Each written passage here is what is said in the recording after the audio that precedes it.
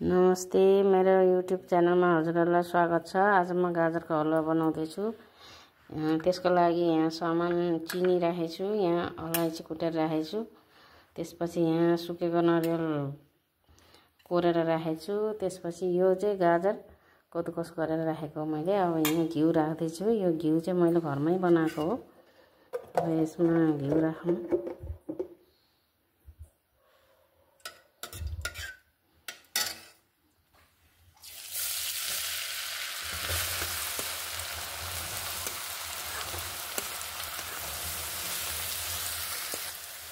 घिउ तातिसक्यो। अब मैले गाजर हाल्दैछु।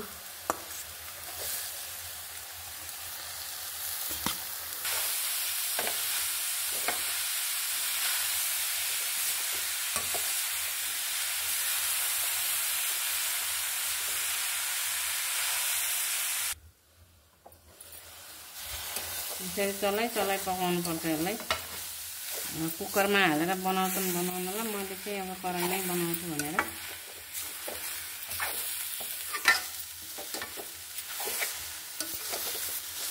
कुकर भन्दा यस्तैमा पकाएको मिठो हुन्छ। र कुकरमा अलि सिटी लगाइदिएपछि गाजरको टेस्टै अलिक कस्तो अर्कै टाइपको हुन्छ।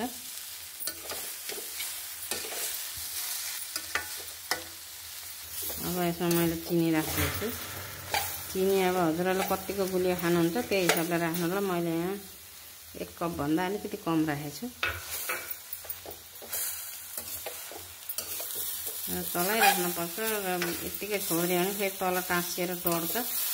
मैले ननस्टिकको कराईमा बनाएँ नि, यसैमा बनाएँ।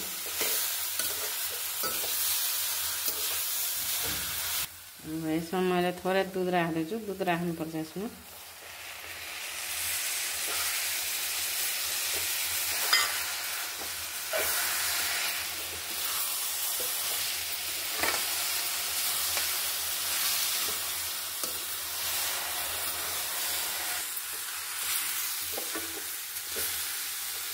अब मैले यसमा अलैँचीको धुलो राख्दैछु।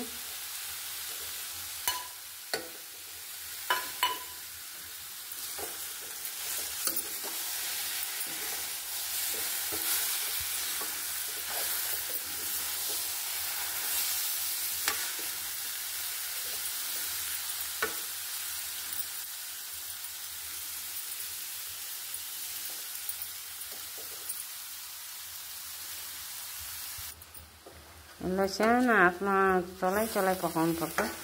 अब कुकरमा भने सिटी हानेर गर्दाखेरि हामीलाई चलाउनु पर्दैन। अब कराईमा यसलाई राम्रोसित चलाउनु पर्छ र सानो आँच गर्नुपर्छ। अब मैले यहाँ यो नरिवल राख्दैछु।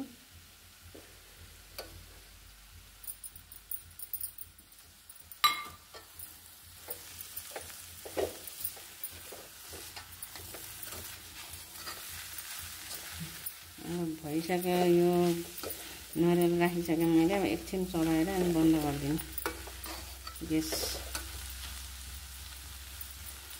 रेडी भयो हाम्रो गाजरको हलुवा। गाजरको हलुवा हाम्रो रेडी भइसक्यो। हजुरहरूले नि यसरी नै बनाएर खानु होला। एकदम मिठो भएको छ र राम्रो पनि देखिएको छ। नखाए नि खाम जस्तो लाग्दैछ। हजुरहरूले नि यसरी बनाएर खानु होला। लाइक गरिदिनु, सब्सक्राइब गरिदिनु अनि कमेन्ट गर्नु होला।